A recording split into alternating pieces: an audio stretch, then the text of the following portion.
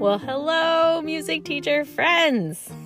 It's Christina Whitlock, your anytime piano teacher friend here, coming at you with episode number 75 of the Beyond Measure podcast. So first of all, can we just say, wow, 75 episodes. I'm so excited.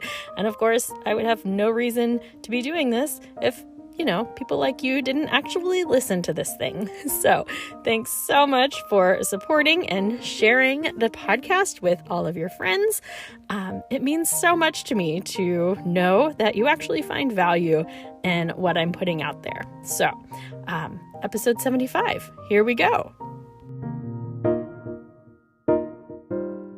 So because 75 feels like a really big, important number, I wanted to celebrate today and talk about something that is like truly a core of my teaching philosophy that I feel like saves me a ton of headaches when it comes to managing my studio.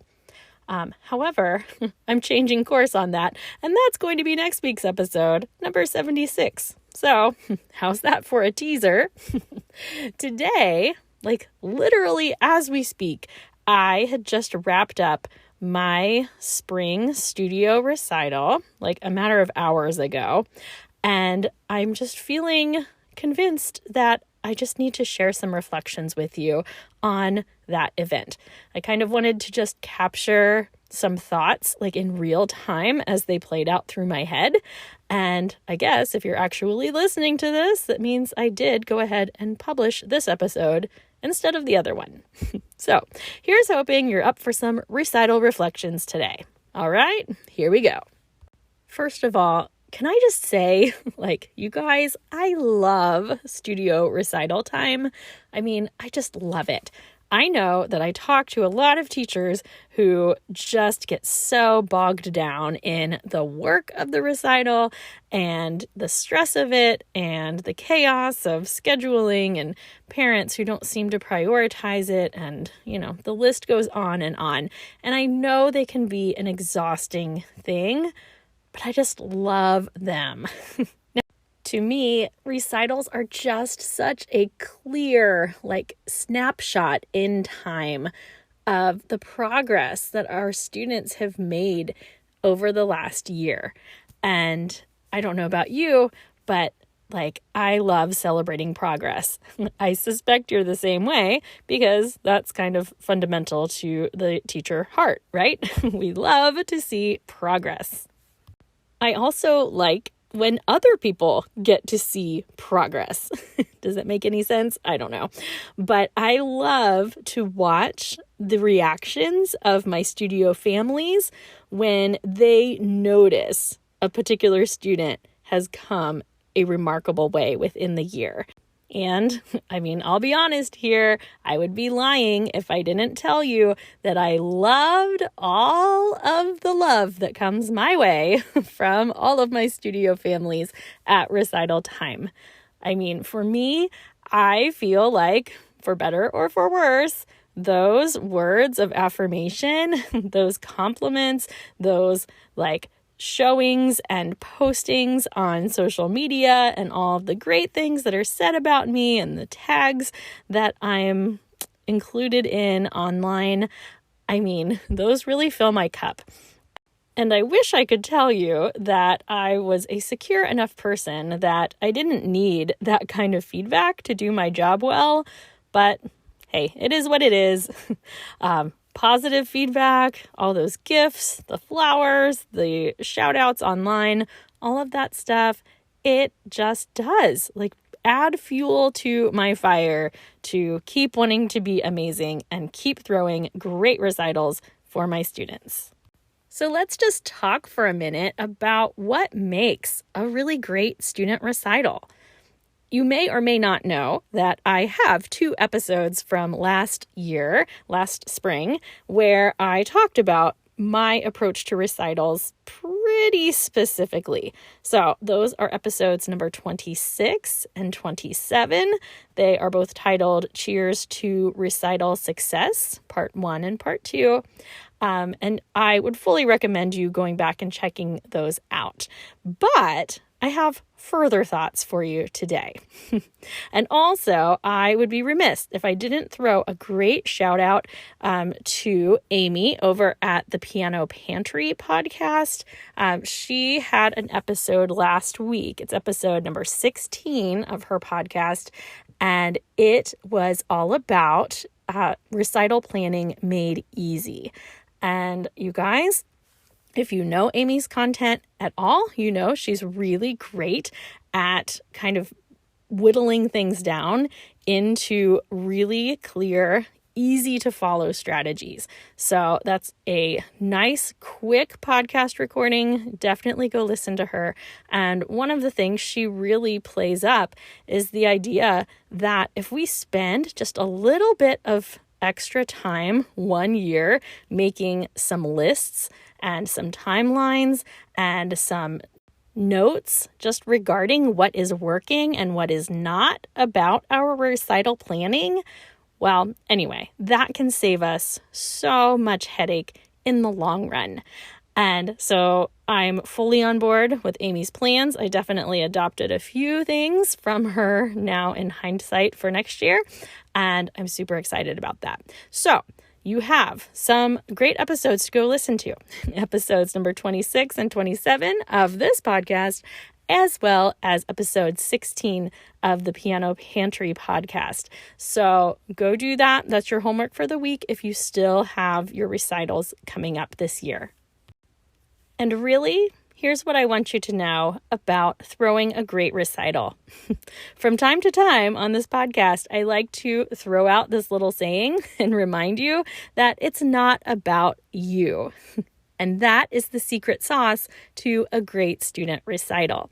So for me, I think it's really important that I keep all of the emphasis that I can on the students and what is going to make them excited and what is going to make them comfortable and what is going to help them shine. I think sometimes as teachers, we can get so caught up in the fact that we want our students to look accomplished and look happy and look successful that, we try to be a little too controlling on their repertoire choices or, how many pieces they're playing or, X, Y, and Z. So I think it's really important that your student is playing something that they are excited to bring to this performance. Depending on how closely you follow me, you may already know this, but my general performance calendar is set up like this. So through the fall months, my students do not do much performing at all. We'll do small group classes together. Sometimes I'll have a small group of students do one specific performance project, but in general, throughout the fall, we just focus on learning new skills, playing a lot of pieces, and developing all of the characteristics we want to develop, right? So then when the springtime comes, winter and spring, that's when performances really pick up. So I have a lot of students that do a lot of different competition work. That's when those start to pick up. Most of my students participate in Federation Festival. That's early March. And that, again, is more of a structured performance that they have to get ready for with very specific parameters. So then my spring recital is always held at the end of April. And my only criteria for what a student plays is that it has to be something that they are going to play well and that they are going to be excited to play. I literally have this conversation with my students every year when it comes time to choosing recital pieces. I just tell them, look, this is a really busy time of year. Sports go crazy. School goes crazy. I know my students in our area just finished standardized testing all week. So that makes recital Sunday, a particularly crazy time. So notice my students have had to learn pieces that fit specific criteria earlier in the year. So I have completely supervised what historical rep they've learned and, all of the other skills that they've developed. But when it comes time for this particular event, within reason, they are able to choose whatever they want to play. And for me, relinquishing control of that decision not only took a lot off my plate, but it also really gave my students a clear feeling of choice in the matter. They knew that they were in charge of choosing their pieces. And honestly, if I'm assigning pieces that I know they're going to love, which is my goal all along, then I really have very little to worry about. So anyway, suffice to say, students are playing pieces that they really want to show off for this recital, right? Okay, check. Of course, I'm also making sure that they are very prepared. If they are not prepared for the recital, then they default back to one of their festival pieces or something else that they know well. And before you ask, yes, my students do all play from memory. So that's a whole topic for another day, but yes, my students all play memorized. The day of the recital, I think it's so important to try to de-escalate as much of that nervous energy as you can. Now, again, students are going to be nervous for the recital. Parents are going to be nervous for the recital. And you, yes, as the teacher, are probably going to feel a little nervous as the teacher for this recital. So, as is often the case, the goal here is not to eliminate all these anxious feelings, but it is to help everyone recognize that we're all in the same boat together. And I know I've said this many times on the podcast, but I just love to approach recitals as basically like a musical show and tell, right? I tell my students this all the time, that you're really just getting on stage, you're showing everybody what you've been working on, and then you are basically asking to hear what they've been working on, right? Musical show and tell. So hopefully you can help yourself out on the weeks leading up to the recital by helping your students frame this event in a healthy way.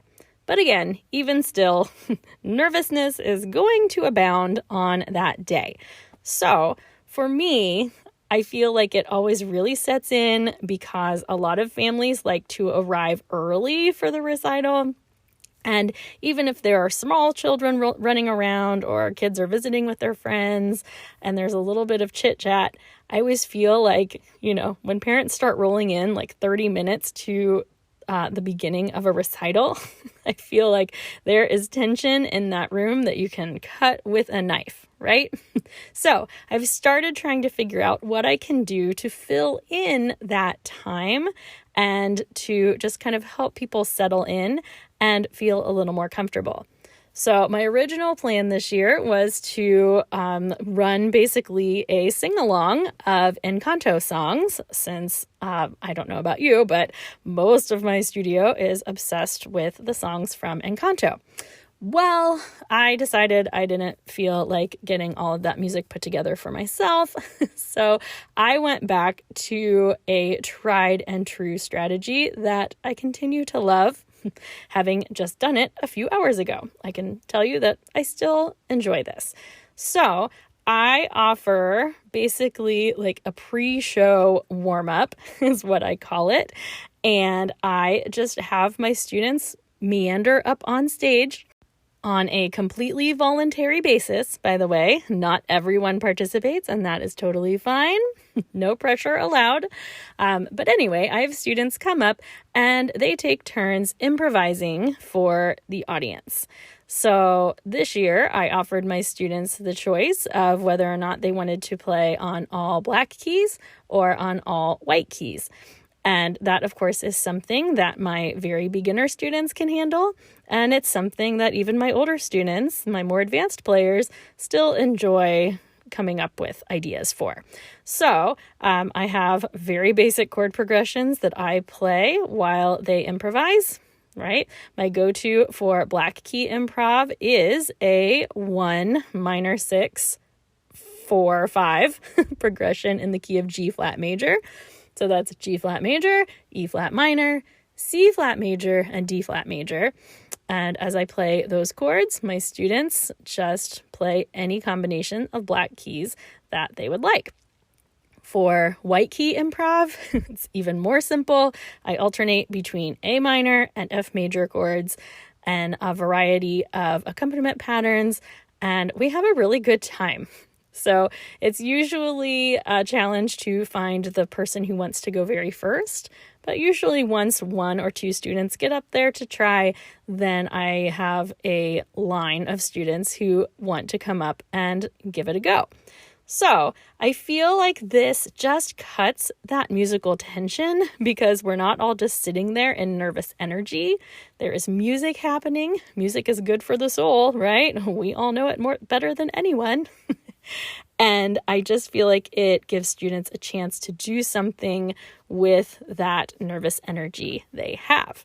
So if you haven't tried a little pre-show improvisation warm-up time, I would really highly recommend it. So by the way, I do this for about a 20-minute window, and we stop, like my recital began at 4:30, so we wrapped up improvisation at 4:20. And I do my group photo at 4:25, and then performances begin right at 4:30. So it kind of works out really well.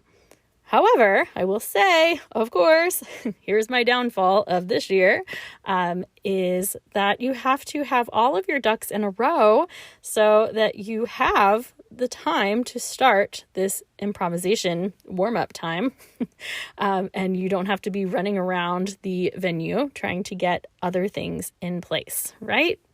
So for me this year, I thought I had all of my ducks in a row, but I had actually forgotten to get images up on the monitors. We have my recitals at a church, my church actually, and we have 2 big projection screens on the front wall, and I like to put up a cute little graphic for the recital, and I completely forgot to go load that and get the projector on. I also forgot to sign my certificates that I give my first-time performers at the end of the recital, and I looked everywhere for a pen and couldn't find one.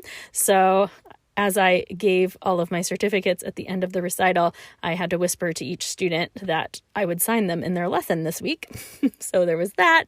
And I mean, it was all silly, inconsequential things, but when you are a recovering perfectionist like I am, it is hard to know that you were a little too last minute on a few things. Honestly, friends, I could sit here all day, I really could, and talk to you about tips and strategies and philosophies about what makes a successful recital. But the more I think about it, the more I really think it comes down to this. I think you need to make sure that you are enjoying your students. I think there's a lot of work that goes into the lead up to a recital. And there's almost always some kind of craziness that happens, right, in the last minute moments. And I think you just have to roll with that. But for me, I always feel like once I get through that welcoming opening speech and the performances begin, I feel like I can sit and breathe a little bit. Now, of course, my heart flutters inside my chest every single time a student gets up to play, and I catch my breath if they start to hesitate, and, I wonder if they're going to be able to recover and all those feelings. But really, at the end of the day, I'm able to sit back and just enjoy the fruits of their labors, and I guess of mine too, because of course, as the teacher, we had a lot to do with getting our students to that moment, right? So I guess I just want to remind you that if you find yourself in the flurry of recital planning, don't forget to just enjoy your students, okay? Do you pinky promise? I'm going to hold you to it.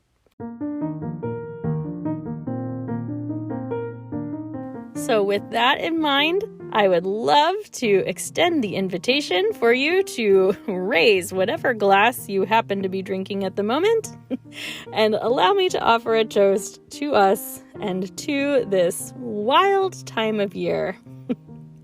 Music teacher friends all over the world, today we are uniting in solidarity, knowing that so many of us are feeling the pressures of recital season. And if you are not feeling those pressures, then hey, extend some great energy to those of us who are, right? So we know that as music teachers, we are building students' memories and we are building the way that they will continue to reflect on the importance and the benefits of musical study for the rest of their lives. So as we cultivate whatever experiences we are designing for our students, may we all do so knowing that in the end, it is not about us and it is all about them and their experience.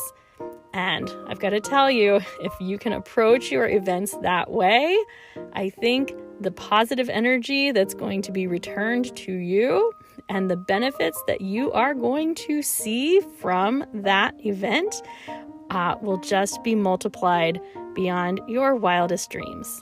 So, here to you, my music teacher friends. I'm here with ya.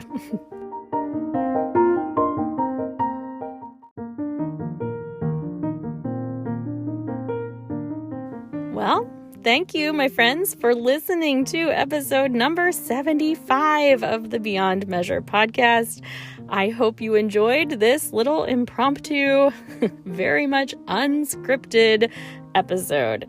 And if nothing else, know that next week, episode 76, I promise you some great content, all focused on philosophies that have really, truly made teaching a much better, happier, and just overall less stressful experience. Boy, that sounds like a good sales pitch, doesn't it? See if it lives up to it. Come back next week. We'll see you soon. Thanks, friends.